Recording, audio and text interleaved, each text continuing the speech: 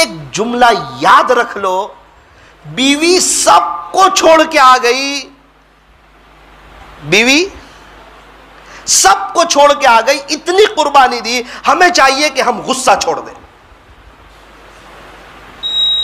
وہ سب کو چھوڑ کے آ گئی، ہمیں چاہیے کہ ہم غصہ چھوڑ دیں، گھروں میں محبتوں والا ماحول قائم ہو جائے گا۔ امی اور بیوی کے درمیان اعتدال کرو، افراط تفریط نہ کرو۔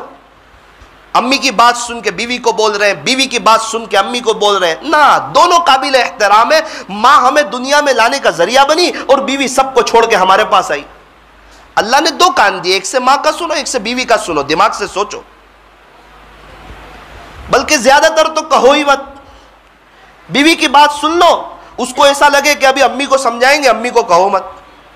وہ امی کی بات سنو، امی کو ایسا لگے کہ ابھی بیوی کو سمجھائیں گے، بیوی کو کہو مت، جھگڑا ختم ہو جائے گا۔ ایک شخص کو میں نے دیکھا کہ بہت خوشحال زندگی گزر رہی، میں نے کہا کیا بات ہے؟ کہا کہ بیوی کی بات سن کے امی کو نہیں کہتا، امی کی بات سن کے بیوی کو نہیں کہتا، یہ دونوں مجھے کہہ دیتے ہیں تو ان کو ایسا لگتا ہے، بیوی کو ایسا لگتا ہے کہ اب امی کو بات سمجھ آ گئی ہے، اور امی کو ایسا لگتا ہے کہ اس نے بیوی کو سمجھا ہے، اس کو بات سمجھ میں آ گئی، دونوں آپس میں مل جاتے ہیں، آپس محبت ہو جاتی ہے، اور آدھے گھنٹے میں جھگڑا ختم۔ مجھے تھوڑا سا ٹینشن آتا ہے، میں صبر کر لیتا ہوں، مولانا اگر جو کہنے جاؤں بیوی کی بات امی کو تو کہیں گے کہ آج کل کی گھر میں آئی ہے اور مجھ پہ حکومت کرنا چاہتی ہے، تو جھگڑا اور بڑھ جائے، 5 دن ناراض ہو جائے گی امی۔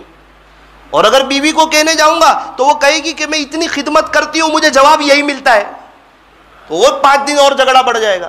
تھوڑا میں صبر کر لوں، جھگڑا ہی ختم ہو جائے۔ کبھی 10 روپے صدقہ دو کہ اللہ میری بیوی کی اور میرے امی کی خوب اچھی طرح محبت ہو جائے، ایسا فیصلہ فرما کرو نے دعا اللہ سے۔ فتاوی تاتار خانیہ میں لکھا ہے، جس کا خلاصہ یہ ہے کہ جو شخص فجر کی 2 رکعت سنت گھر پڑھے اور فرض نماز مسجد میں آ کر پڑھے، اللہ ان کے گھر کے جھگڑوں کو ختم فرما دیتا۔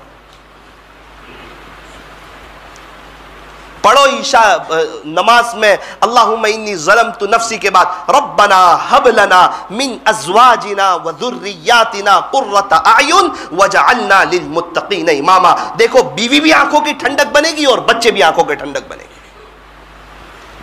فرض نماز کے علاوہ باقی نمازوں میں پڑھیے اللہم انی ظلمت نفسی ظلما کثیرا ولا یغفر الذنوب الا انت فاغفر لی مغفرة من عندک وارحمنی انک انت الغفور الرحیم۔